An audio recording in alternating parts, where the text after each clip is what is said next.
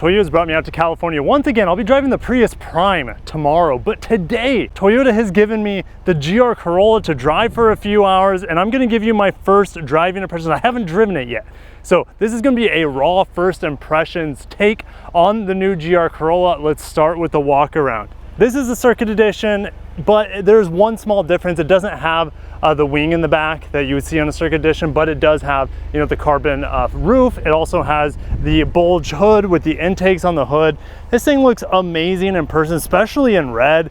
Like, I've seen them in black a little bit more on the interwebs out there, but seeing it in red, oh my gosh, it would be hard not to get this car in the supersonic red. The GR logo brakes on here, the vent on the side, the nice badge on the side as well. GR4, yes, this is all-wheel drive. Of course, there is no GR Corolla in front wheel drive, for example. Just looks amazing. I love the wide body kit on it. It has a lot more street presence than I thought it would. The triple exhaust definitely stands out as well. GR badge here on the steering wheel, red stitching, GR on the headrest as well. These are not your typical Corolla seats, that's for sure. Red stitching everywhere. This is like baseball stitching here. We don't have an electronic parking brake. We have the traditional manual parking brake here. Praise the gods of Mount Fuji for that. And the big shifter here, kind of a long throw compared to like the Civic Type R, but we'll talk more about it in a little bit. And I just can't wait to drive. Fully digital MID behind the steering wheel. I gotta show you guys the small 1.6 liter 3-cylinder turbo, 300 horsepower, 273 pound-feet of torque with the 6-speed manual transmission. I just noticed a little GR on the airbox here, the little GR Toyota Gazoo Racing. That's a nice little touch there. And this hood is very light, it's aluminum. And you can see these hood vents are functional. You can see that feeding air into the engine bay here. All right, so we're off in the new GR Corolla. First impressions is it felt a lot like the XSE Corolla, the manual transmission that's no longer available that I drove last year and reviewed on the channel. The shifter is long throw, similar to that. It's also very easy to drive, but it's a lot stiffer, still comfortable. I'd say that. And I don't really know where I'm going. This almost says Canyon Road, but it's Cannon Road. So hopefully this thing will launch me like a cannon. That would be great. So we have this little rotary dial that is your drive modes. It starts off in a GR4 60/40, so 60% to the front. You push the button down for track. I believe that's 50/50 split. And then you twist it to the right again, and that'll give you 30 to the front, 70 to the rear. And I'm gonna move this tag because that's a valet tag and it's kind of blinding me. Still getting the feel of where the friction zone is.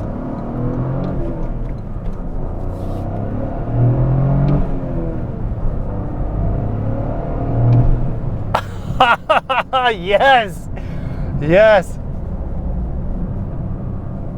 Okay, do I not have rev matches on? In the old Corolla, there was a button for intelligent downshifting. I don't know where it's at in here. This is the thing with the first drive. I literally have not done anything to the car in terms of settings other than play with the rotary dial for power split. There's also a switch here for driving modes. So I was in normal, now I'm in sport. There's also a custom mode and an eco mode as well. The brakes feel super Toyota, which is nice and predictable. Not overly bitey as well. They feel better than the IS 500s, that's for sure. And I'm gonna get on the brakes hard here. Yeah, it feels so Toyota. A little floaty, but I didn't get a lot of dive, so it actually has a lot of comfort for the streets. And it feels like a Corolla, but with all-wheel drive.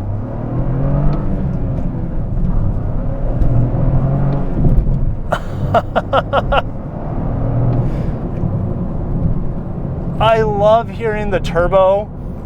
That's not something I was expecting, because in any other Toyota turbo or Lexus turbocharged engine, you hardly ever hear any sort of turbo noise. Here it's loud and a little boisterous and obnoxious all the time, and I love it. It fits the character of this car so much. We also have the new Toyota interface in here. I'm just going to turn this off because I'm not going to be playing with it at all. Sometimes I can give you guys a little flickering on the screen as well. So far the wireless charger is actually charging my phone, which is kind of rare in Toyota products, and it's also keeping the phone in place. Like, my phone is the perfect size for that charger back there behind the heated seat button. Yes, you have heated seats in this model.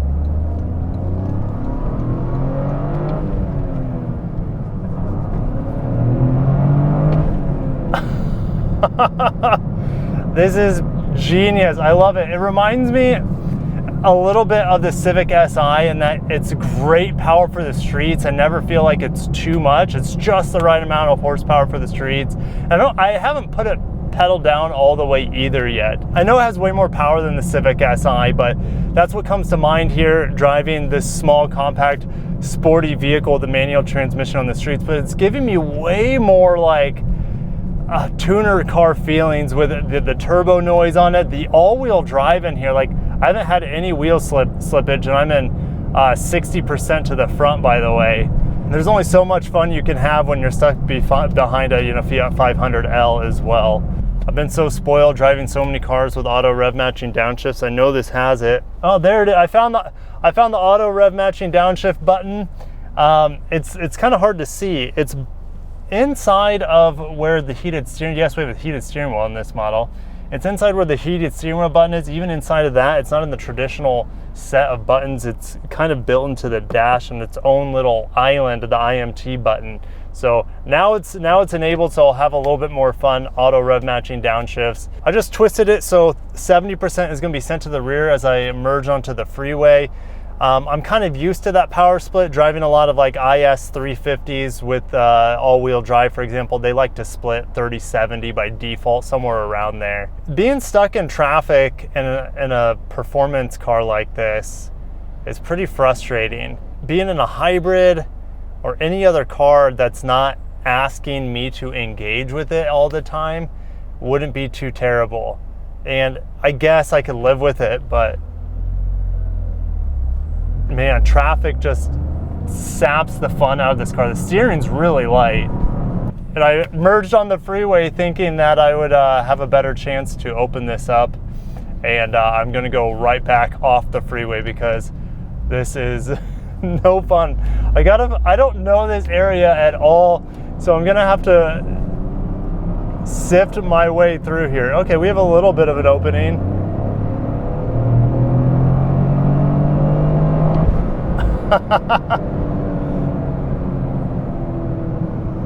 It has such a unique sound to it as well. A much deeper sound than I was expecting.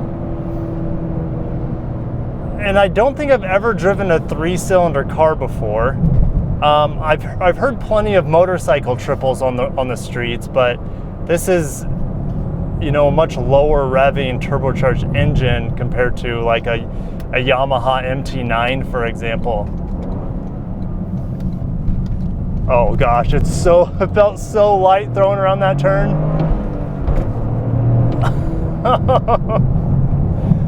It's just enough power for the streets. And that torque is always there as well. Oh my gosh, that is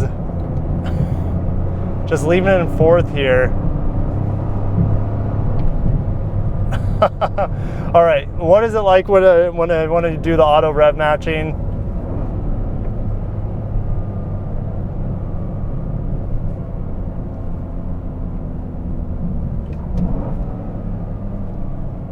It's good. No issues with it. Very satisfying. The shifter is not, I wouldn't say it's quite as satisfying as like a Civic Si or a Type R, for example. I prefer to have a smaller shifter that's a little bit more snickety, shorter throws. Yeah, I'm still getting used to starting it off. It always takes me a little bit to get acclimated to the friction zone.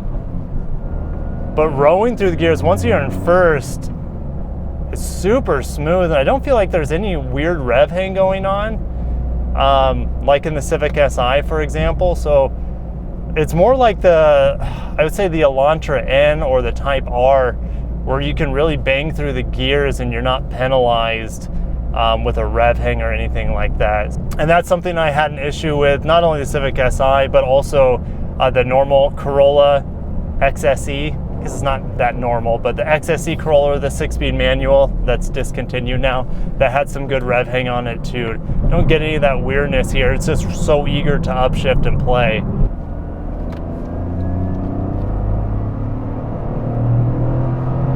You know, it's really quiet in here other than the engine.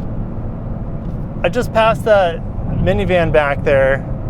Maybe it's because the engine's fairly loud, but like, I have pretty minimal road noise here and wind noise, which is surprising me. And just hitting some really aggressive, like imperfect streets back there that almost look like they had the metal plates on the surface there. Like the ride in here is perfect for everyday usage. I was expecting this to be super tight, maybe a bit punishing, but no, this is not. Yes, you could take this to the track, but like the brake pedal in here, even like the forgiveness of the whole system from the suspension to the manuals here. And that, like, I remember driving the Corolla XSE manual, and I thought that was like the easiest manual transmission I've ever driven. I wouldn't say this is quite as easy, but it's even easier to drive than the Civic Si, and I'd probably put it right up there with the Type R in terms of just so easy and forgiving.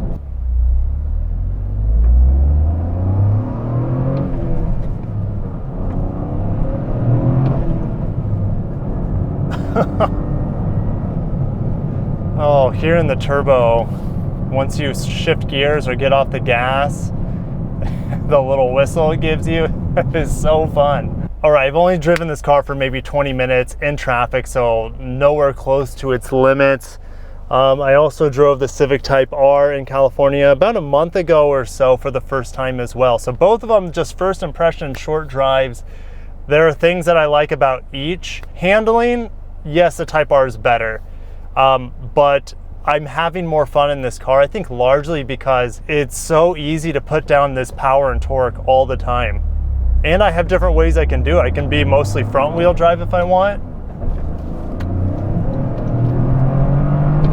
The clutch engagement is, or should I say the friction zone is pretty much all the way out here on this car. I prefer it to be almost all the way down, but that's just, you know, that's a personal preference. Some people prefer it to be right at the top of the pedal.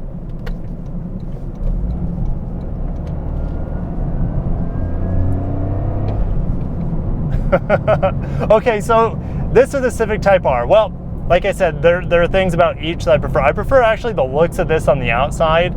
It just looks like someone like took this straight out of Fast and Furious. The new Type R doesn't look like that. The new Type R is very civilized, but the wing on the back lets you know that it's far more performance minded, of course. The interior on the Type R is leagues better than this. The seats are better than these seats. They're not bad here. They feel very generic. The seats on the Type R feel like they were tailor-made for me to sit in for the rest of my life. They're amazing. The handling, like I said, is better on the Type R. I would say the brakes feel about equal on both, but just never having to worry about putting the power down, and I'm never getting the wheel spinning here. Like, it just makes me a lot happier. I don't know how to explain that any better other than I just feel like I can use the car's performance all the time instead of, feeling traction control cut in all the time, or just when you're going uphill in the Type R and the weight's towards the back and the front wheels are trying to just get any sort of traction. So yeah, I would take the GR Corolla from a driving standpoint, just from day to day. It's very soft and compliant. The Type R is a great daily as well, but if I was taking them to the track, probably the Type R would smoke this. It feels like a razor blade through the turns. This has a little bit more play, a little bit more character, a little more floatiness, but it still handles well. And the steering feels a lot better on the Type R as well. This is very light.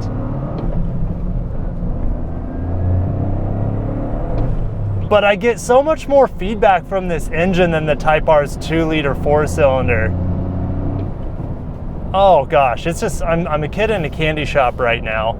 I just am so grateful that this vehicle was here to drive. This might actually take the cake for me on this trip over the plug-in Prius, the Prius Prime, and I'm also driving the Corolla Hybrid, or Corolla Cross Hybrid specifically. So this has been an absolute treat. Thanks Toyota for letting me drive this, because I know it wasn't in your plans. You just kind of had it here and you're like, hey, you know, we know you haven't driven this car yet, so go be a hooligan. And so I really appreciate that. I don't want to get out of this car now and drive a Prius, even though I'm probably going to love the Prius as well, being a Prius owner. It's just that the Prius can't make me feel like this car feels, or any manual transmission car in general. Signing out from just first very premature driving impressions so far.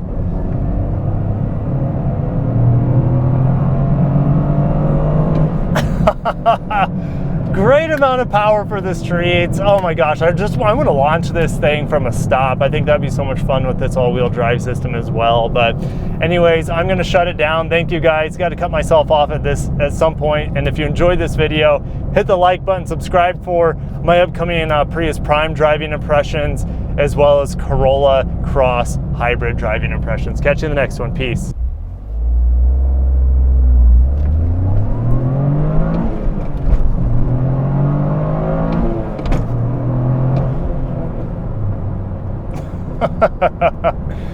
Oh man.